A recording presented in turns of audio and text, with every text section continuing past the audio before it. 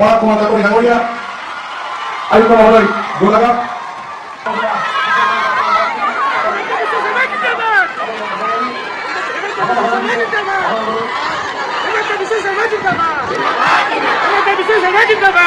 উন্নতি আপোনালোকে চাওক আজি আমাৰ গোলাঘাটত মেডিকেল কলেজ হ'ব কোনোবাই কল্পনা কৰিব পাৰিছিলে নেকি আজি আমাৰ গোলাঘাটত মেডিকেল কলেজ হ'ল আজি আমাৰ গোলাঘাটত কেন্সাৰ হস্পিটাল হ'ল মই মাজে মাজে আহি চাই থাকো আমাৰ গোলাঘাটত আগতে যোৰহাটত হৈছিল গুৱাহাটীত হৈছিল গোলাঘাটত মেডিকেল কলেজ হ'ব কোনেও ভবাও নাছিল গোলাঘাটত কেন্সাৰ হস্পিটাল হ'ব কোনেও ভবাও নাছিল আজি আমাৰ অলপ আগতে মই গোলাঘাটৰ নতুন ডিসি অফিস উদ্বোধন কৰি আহিছো এনেকুৱা ডিসি অফিস অসমত আৰু দ্বিতীয়টো নাই গোলাঘাটতে সকলোতকৈ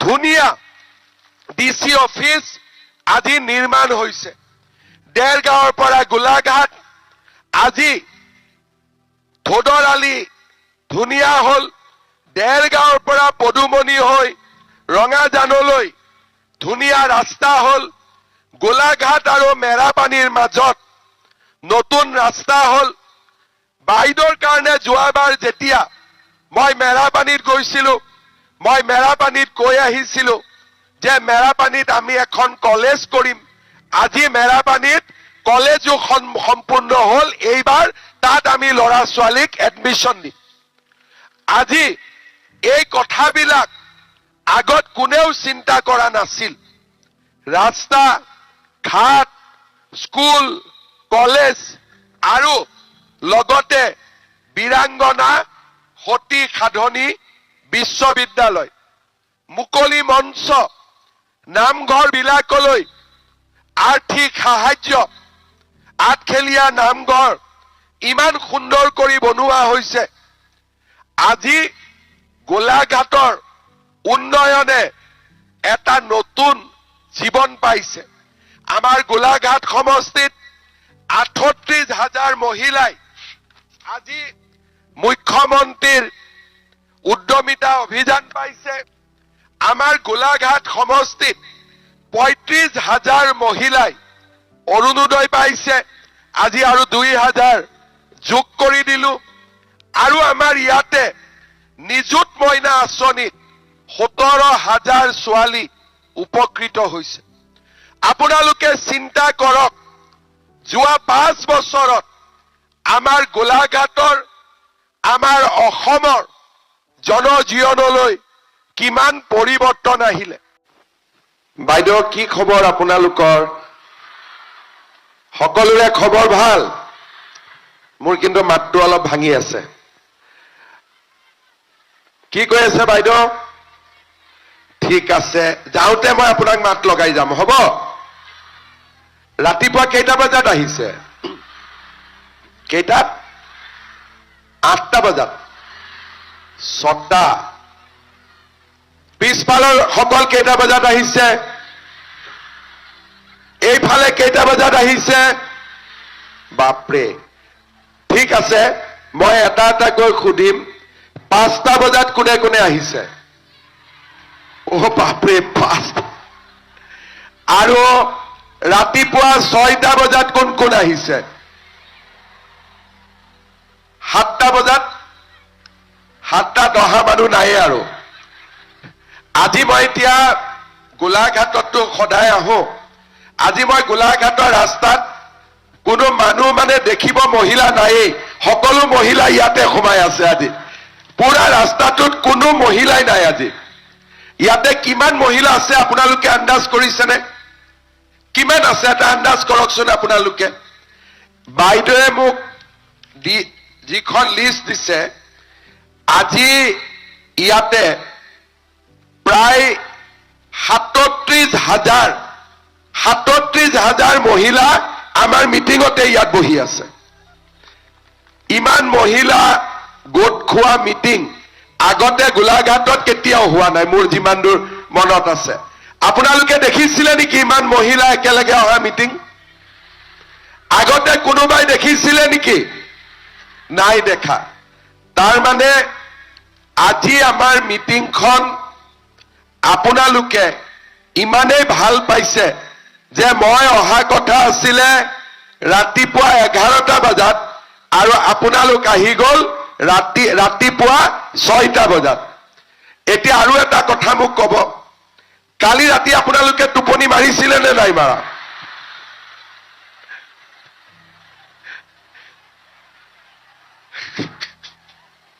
ৰাতি খোৱা নাই? বাপৰে, ইয়াত মিটিঙত অহাৰ আগতে গা পাও ধুবলগীয়া হৈছে। ৰাতিপুৱা ঘৰত চাহ পানী খাই আহিছিলে নে নাই পোৱা? আচ্ছা, নিজে খোৱা নাই, ঘৰৰ মানুহজনৰ কাৰণে চাহ একাপ ব্যৱস্থা কৰি আহিছে নে নাই? আচ্ছা, চাহু গ'ল। এতিয়া ঘূৰি যাওঁতেতো আপোনালোকৰ 2-3টা বাজিব। দুপৰীয়াৰ ভাত কেনেকে হ'ব ঘৰত? ভাত কোনে বনাব? যোনে বনাব আৰু আজিৰ আমাৰ মহিলা উদ্যমিতা অভিযানৰ এই সুন্দৰ সভাত আমাৰ মাজত উপস্থিত অসম চৰকাৰৰ সন্মানীয় মন্ত্ৰী, গোলাঘাট সমষ্টিৰ বিধায়িকা অজন্তা নেওগ ডাঙৰীয়ানী, কৃষি মন্ত্ৰী অতুল বৰা ডাঙৰীয়া, আমাৰ সাংসদ কামাখ্যা প্ৰসাদ দাসা ডাঙৰীয়া, সন্মানীয় বিধায়ক বিশ্বজিৎ ফুকন ডাঙৰীয়া, আমাৰ জিলাৰ সভাপতি চন্দ্ৰজ্যোতি ঠাকুৰ ডাঙৰীয়া, এজিপিৰ জিলাৰ সভাপতি নিপেন বৰুৱা ডাঙৰীয়া, ৰঞ্জন শইকীয়া ডাঙৰীয়া, ব্ৰজেন কাকতি ডাঙৰীয়া, দুলুমণি বৰবৰা ডাঙৰীয়ানী, পূৰ্ণিমা দাস ডাঙৰীয়ানী আৰু মঞ্চত উপস্থিত জিলা আয়ুক্তকে আদি কৰি সন্মানীয় সুধীবৃন্দ, আই মাতৃসকল আৰু উপস্থিত ৰাইজ বুলিবৰ কাৰণে ইয়াত কোনো নায়েই, চব মহিলাই। আৰু আই মাতৃয়ে খালি কেইগৰাকীমান আমাৰ জ্যেষ্ঠ লোক বহি আছে, বাকী সকলো মহিলাই। আজি আমাৰ গোলাঘাট সমষ্টিত মহিলা উদ্যমিতা অভিযানৰ পুঁজি বিতৰণৰ সভা অনুষ্ঠিত হৈছে। আজি আমাৰ অসমত আয়োজন কৰা এইখন 99তম সভা। আপোনালোকৰ সভা সামৰণি পৰাৰ পিছত মই টিয়কলৈ যাম আৰু আজিৰ দিনটোত আমাৰ মহিলা উদ্যমিতা অভিযানৰ 100খন সভা সামৰণি পৰিব। অৰ্থাৎ এতিয়ালৈকে আমি প্ৰায় 25 লাখ মহিলাক উদ্যমিতা অভিযানৰ পুঁজি আমি বিতৰণ কৰিব পাৰিলো। আমাৰ লক্ষ্য হৈছে 32 লাখ মহিলাক এই অভিযানৰ সৈতে জড়িত কৰা, আৰু আজিৰ ভিতৰত আমি 25 লাখ মহিলাক এই অভিযানৰ সৈতে জড়িত কৰিম, আৰু অহা 6-7টা দিনৰ ভিতৰত আমি সম্পূৰ্ণ 32 লাখ মহিলাক এই আঁচনিৰ লগত সমাহিত কৰিম। আমি আজি গোলাঘাটত প্ৰায় 38,000 মহিলা, 200 গৰাকী কম আজি আমি ইয়াতে লগ হৈছো, আৰু প্ৰতিগৰাকী মহিলাক আজি আমি 10,000 টকাৰ এখন চেক প্ৰদান কৰিম। ব্যক্তিগতভাৱে আমি 10,000 পাম, কিন্তু যদি সমূহীয়াভাৱে আমি হিচাপ কৰো, গোলাঘাট সমষ্টিত আজি আমাৰ মহিলাসকলৰ বেংক একাউণ্টত চৰকাৰৰ পৰা 38 কোটি টকা জমা হ'ব। এই 38 কোটি টকা কাৰ একাউণ্টত জমা হ'ব? পুৰুষৰ একাউণ্টত 1 টকাও জমা নহয়। এই গোটেই 38 কোটি টকা কেৱল মহিলাসকলৰ একাউণ্টত জমা হ'ব। আগতে চৰকাৰত নিয়ম কি আছিল? 30% মহিলা, 33% মহিলা। কিন্তু আমাৰ উদ্যমিতা অভিযানত 100% মহিলা, অকল মহিলা ইয়াত উপকৃত হ'ব। আগতে অসমত কোনো আঁচনি নাছিলে য'ত নেকি অকল মহিলাই উপকৃত হ'ব। আমাৰ চৰকাৰে প্ৰথমবাৰৰ বাবে 2খন আঁচনি আনিলে, ক'ব গ'লে 3খন, য'ত নেকি কেৱল মাত্ৰ মহিলাসকল উপকৃত হ'ব। এখন উদ্যমিতা অভিযান, দ্বিতীয় অৰুণোদয়, তৃতীয় নিযুত মইনা আঁচনি। অৰুণোদয়টো মহিলাৰ বেংক একাউণ্টত টকা আহে, লাখপতি বাইদেউটো মহিলাৰ বেংক একাউণ্টত টকা আহে, আৰু নিযুত মইনাও ঘৰৰ ছোৱালীজনীৰ নামত বেংক একাউণ্টত টকা আহে। ইয়াৰ আগলৈকে আমাৰ অসমত যিমান চৰকাৰ আহিলে আৰু যিমান চৰকাৰ গ'ল, কোনেও কেৱল মাত্ৰ মহিলাৰ কাৰণে 3খনকৈ ইমান ডাঙৰ আঁচনি ৰূপায়ণ কৰা নাছিলে। অৰুণোদয় আঁচনিত 40 লাখ মহিলা উপকৃত হয়। লাখপতি বাইদেউত 32 লাখ মহিলা উপকৃত হয়। আৰু নিযুত মইনাত 4 লাখ ছোৱালী উপকৃত হয়। তাৰ মানে আমাৰ অসমত 76 লাখ 76 লাখ আজি মহিলা এই চৰকাৰখনৰ পৰা উপকৃত হৈছে। আৰু চৰকাৰে নতুনকৈ আমাৰ মহিলাসকলক সুযোগ দিছে, সুবিধা দিছে, যাতে আমি আৰু আগবাঢ়ি যাব পাৰো। আজি আমি ইয়াতে এটা মহান উদ্দেশ্যলৈ গোট খাইছো। কোনোবাই মনত ভাবিছে যে আমি 10,000 টকা ল'ব আহিছো। 10,000 টকা ইয়াত ল'ব আমি অহা নাই। আমি ইয়াতে লাখপতি বাইদেউ হবৰ কাৰণে ইয়াত আজি আমি গোট খাইছো। লাখপতি বাইদেউ মানে কি? যিগৰাকী মহিলাই বছৰত 1 লাখ টকাতকৈও বেছি উপাৰ্জন কৰিব পাৰে। মহিলাই উপাৰ্জন কিয় কৰিব লাগে? আমাৰ সমাজত 50% মহিলা থাকে আৰু 50% পুৰুষ থাকে। যদি কোনো মহিলাই কাম নকৰে, তাৰ মানে 50% জনসংখ্যাই কোনো কাম নকৰাকৈ ঘৰত বহি থাকিব। যদি এখন দেশৰ 50% মানুহে কোনো কামেই নকৰে, সেই দেশখন অৰ্থনৈতিকভাৱে আমি কেনেকৈ আগুৱাই যাব পাৰিম? আজি যদি আপোনালোকে পশ্চিমীয়া দেশত দেখে, আমেৰিকাত দেখে, চাইনাত দেখে, পুৰুষ আৰু মহিলাই সমানে কাম কৰে। আমাৰ মহিলাসকলে ঘৰৰ কামো চাই, আৰু আমি বিচাৰো যে আমাৰ মহিলাসকল লাখপতি বাইদেউ বা ব্যৱসায় বাণিজ্যৰ লগত জড়িত হৈ পৰক। কাৰণ যেতিয়া এগৰাকী মহিলাই উপাৰ্জন কৰিব পাৰে, ঘৰখনৰ অৰ্থনৈতিক অৱস্থাও ভাল হয় আৰু মহিলাগৰাকীৰ ঘৰত সন্মান বৃদ্ধি হয়।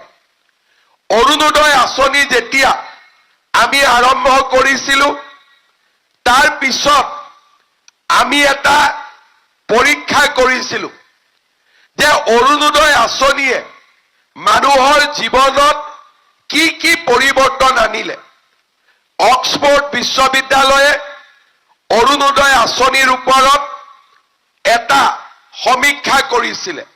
সেই সমীক্ষাত এটা কথা প্ৰকাশ পাইছিলে যে অৰুণোদয় আঁচনি অসমত অহাৰ পিছত অসমত মহিলাৰ সন্মান বৃদ্ধি পাইছে।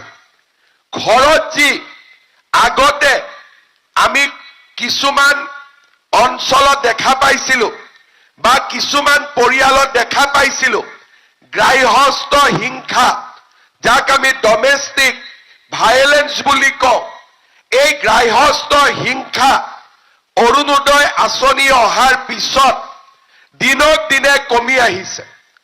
তাৰ কাৰণ কি? যেতিয়া এগৰাকী মহিলাই উপাৰ্জন কৰিব পৰা হয়, মহিলাগৰাকীৰ ঘৰত আৰু সমাজত সন্মান বৃদ্ধি পায়। আৰু যেতিয়া এগৰাকী মহিলাৰ সন্মান বৃদ্ধি পায়, সেই মহিলাগৰাকীক কোনেও আমাৰ সমাজত গালিগালাজো কৰিব নোৱাৰে। ঘৰতো কোনেও দুটা কথা বেছিকৈ ক'ব নোৱাৰে, কাৰণ মহিলাজনীও নিজৰ ভৰিৰ ওপৰতে নিজে থিয় হৈ আছে। আজি আপোনালোকে চাব, অৰুণোদয় কোন তাৰিখে আহিব?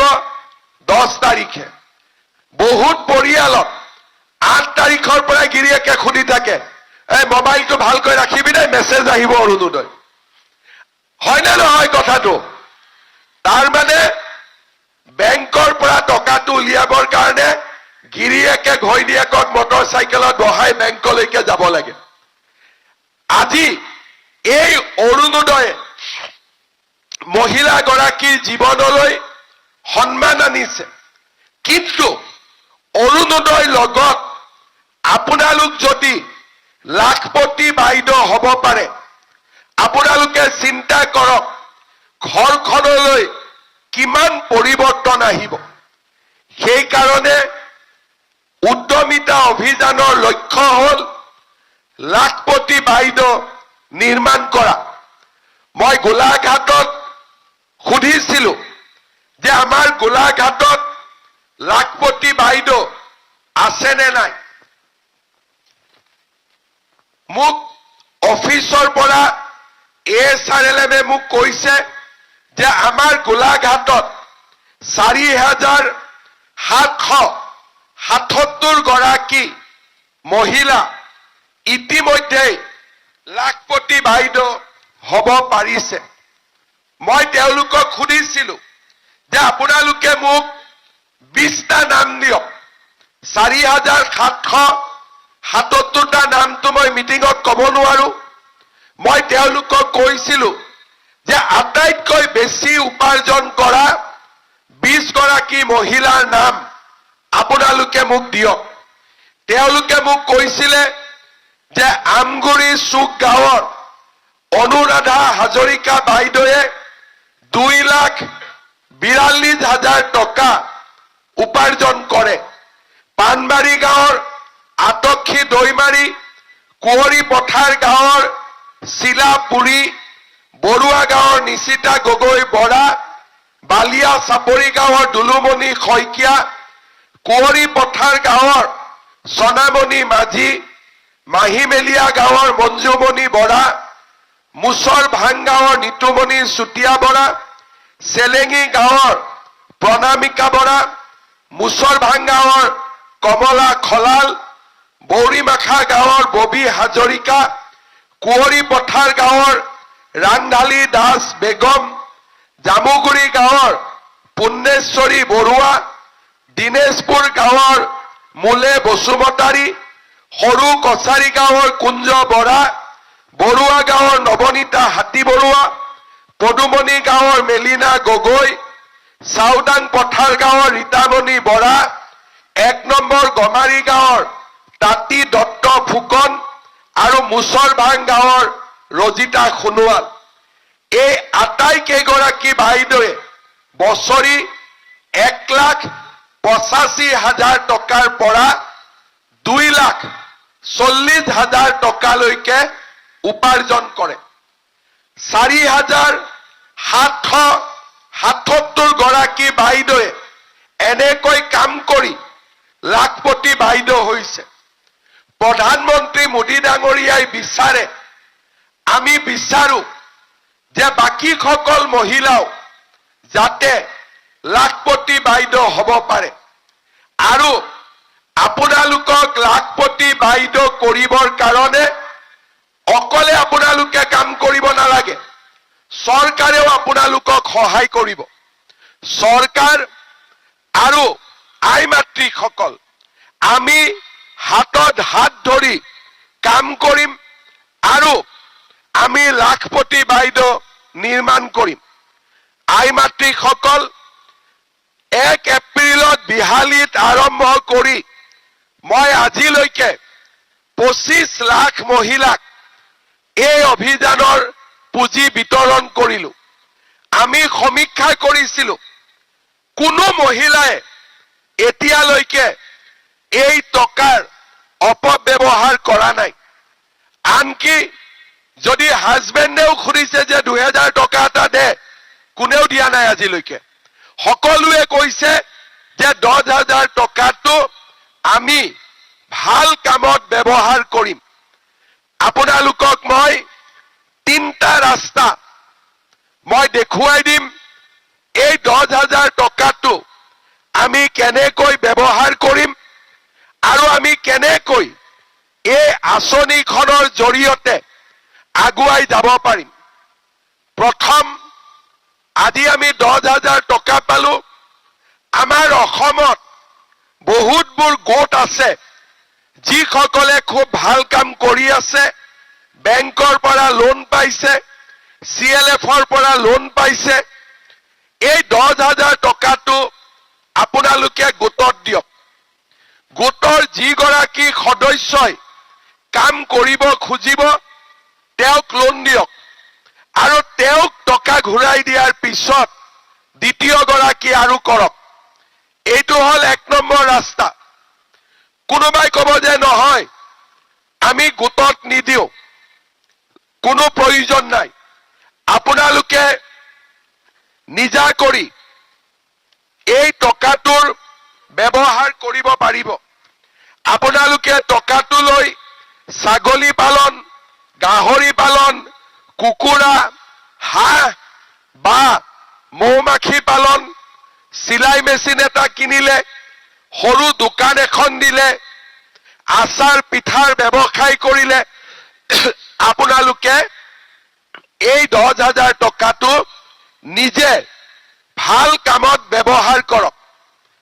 3 নম্বৰ, ৰাতিপুৱাটো চাহ নিদিয়াকৈ আহিছে ঘৰৰ মানুহজনক, কিন্তু যদি আপোনালোকে ভাবে যে ঘৰৰ মানুহজনে দোকান এখন দি আছে, ঘৰৰ মানুহজনৰ ফিচাৰী আছে, ঘৰৰ মানুহজনৰ খেতি আছে, নিজে কৰিব মোৰ ভয় লাগে, 10,000 টকাটো মই ঘৰৰ মানুহজনৰ ব্যৱসায়ত দিম, আমাৰ কোনো আপত্তি নাই।